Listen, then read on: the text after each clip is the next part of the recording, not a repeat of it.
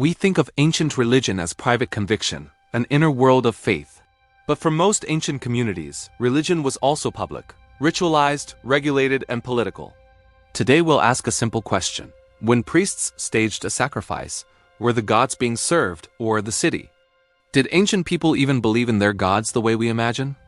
Ancient belief didn't look like modern faith.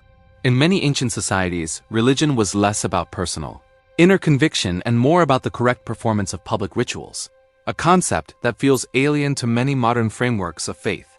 This distinction is crucial. While we often project our own ideas of belief onto the past, historical evidence suggests a very different reality. The focus was on action, community, and maintaining a fragile balance with forces seen as immensely powerful, but not necessarily objects of heartfelt devotion. Doing it right mattered more than believing it. For the Greeks and Romans, orthopraxy, or right practice, was the cornerstone of their religious life, far outweighing orthodoxy, or right belief. The gods were thought to be pleased by meticulously performed sacrifices, libations, and festivals, not by the internal state of the worshipper's soul.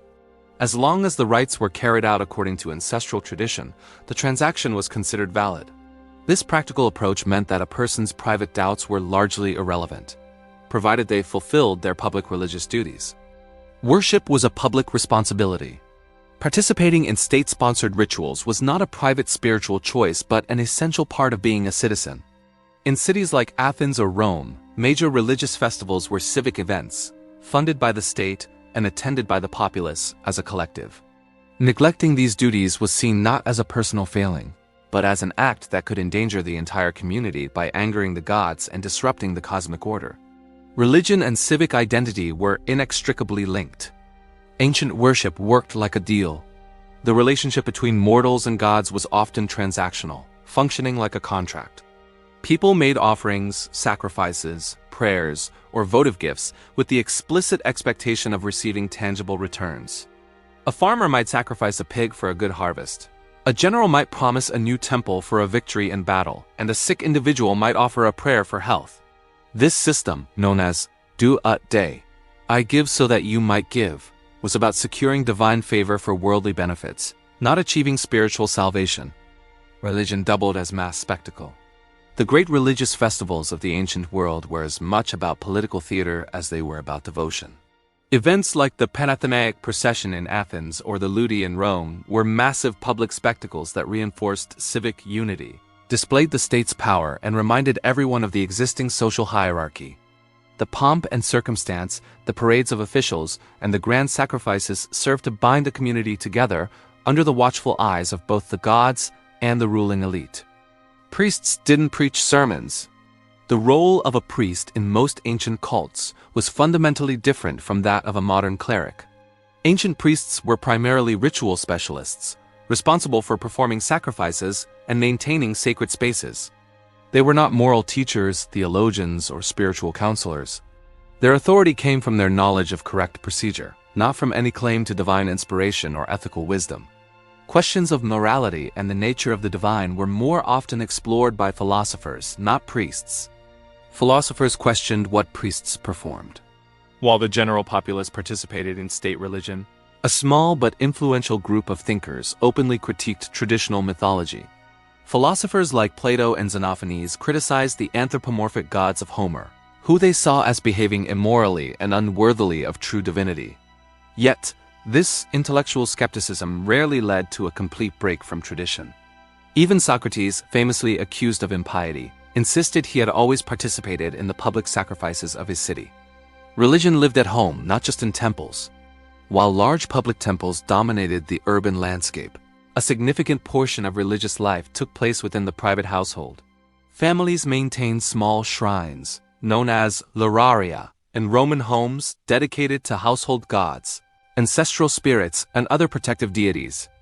Daily or regular offerings were made at these domestic altars to ensure the well-being, prosperity, and continuity of the family line, grounding religion in the immediate realities of daily life. The sacrifice mattered more than the god. The central act of many ancient religions was animal sacrifice, which was as much a social event as a religious one. After the gods received their token portion, usually the smoke from the fat and bones, the remaining meat was cooked and distributed among the participants. This communal meal reinforced social bonds, reaffirmed community hierarchies, and provided a rare source of meat for the general population. The act of sharing the sacrifice was often as important as the deity it was offered to. The gods never answered clearly. When ancient peoples sought divine guidance from oracles, such as the famous one at Delphi, they rarely received a straightforward answer. Oracular responses were notoriously ambiguous and open to multiple interpretations. This vagueness was a feature, not a bug. It placed the burden of interpretation on the supplicant and ensured the oracle's reputation could be maintained regardless of the outcome. The gods spoke in riddles, leaving mortals to navigate the uncertainty. There was no ancient Bible. Most ancient religions, including those of Greece and Rome, lacked a single authoritative sacred text that defined doctrine and belief. While myths were preserved in epic poems and plays, there was no equivalent to the Bible or the Quran that established a fixed orthodoxy. This absence of scripture allowed for a great deal of local variation and flexibility in belief and practice. Myths could be retold and reinterpreted to suit different contexts without being seen as heretical. You weren't punished for disbelief. The ancient concept of impiety, or asabeia in Greek, was not about heresy or holding the wrong beliefs. People were prosecuted for actions that disrupted public order and offended the gods, such as mocking sacred rites, damaging temple property, or failing to perform required rituals. One's private doubts about the existence or nature of the gods were generally not a matter for the state, as long as one's public conduct conformed to societal expectations. Temples were economic centers. Far from being just places of worship, ancient temples were powerful economic institutions. They functioned as treasuries, storing vast amounts of wealth in the form of precious metals and dedicated offerings. Major sanctuaries, like the Temple of Apollo at Delphi, owned large tracts of land, funded public works projects, and acted as banks, loaning money at interest. The economic footprint of these religious centers was immense, making them central players in the regional economy. The gods behaved like humans. The deities of the Greek and Roman pantheon were not distant, perfect beings. They mirrored the complexities and flaws of human society. They were depicted with human emotions, engaging in rivalries, forming political alliances, and acting on jealousy and ambition. These divine narratives reflected and reinforced human power structures, social norms, and political ideals. The gods were, in many ways, superpowered projections of the people who worshipped them. Religion was regulated. The idea of a separation between church and state would have been incomprehensible in the ancient world. Governments exercised significant control over official religious life. They appointed priests, managed the calendars of festivals, and oversaw the finances of major temples. In the Roman Empire, the state even dictated which foreign cults were permissible and which were to be suppressed. Public religion was an arm of the state, used to promote stability and loyalty. Magic wasn't separate from religion. The line we often draw between religion and magic was blurry in antiquity. Spells, curses, amulets for protection, and binding charms existed alongside official state worship. A person might make a public sacrifice to Jupiter for the state's welfare in the morning, and then bury a lead curse tablet to ruin a business rival in the afternoon. These practices were not seen as contradictory, but as different tools for navigating and influencing the unseen forces that shaped the world. Contradictions didn't matter. Ancient polytheistic systems were inherently flexible and non-exclusive. A person could honor multiple gods with different, sometimes conflicting myths and attributes without experiencing cognitive dissonance. The same god might be worshipped under different titles and with different functions in neighboring towns.